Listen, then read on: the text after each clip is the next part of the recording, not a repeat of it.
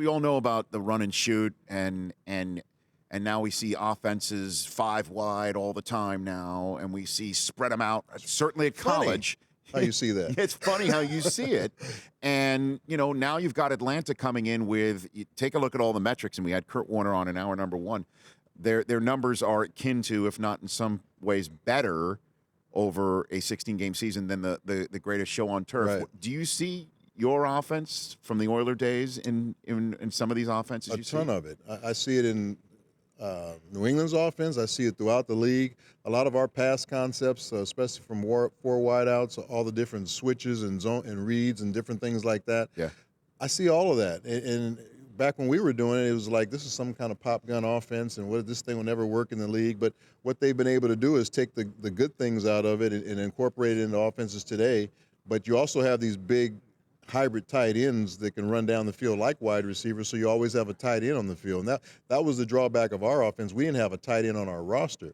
So when you wanted to run the football, you really couldn't run it the way you wanted to because there was no tight end in the offense. Warren Moon sitting here on the Rich Eisen Show set here in Houston. And we're here in Houston. Atlanta's coming. And why haven't I heard the name Jerry Glanville more often this week, Warren? That's a good thing, It's a good thing. But Atlanta's got a new identity now. Dan Quinn is doing a great job. He's kind of brought that whole, not just the team, but that organization together with this brotherhood motto that they go by.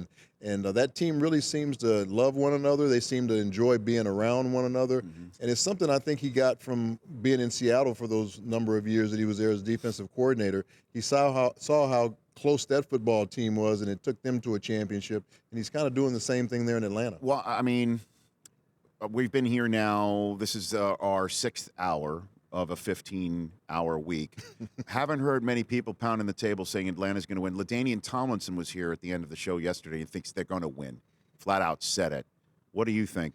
I think if it's a high-scoring game, Atlanta wins because they're in an offensive rhythm right now that I just haven't seen in a while. The way they're moving the football to so many different people. They talk about Bill Belichick knows how to take away your best offensive weapons and that type of thing. Who is their best offensive weapon? Of course, Julio Jones is the name that steps out there, but I've seen games where he's caught 2 balls and they still scored 35 points because they have so many people that he's spreading the ball around to.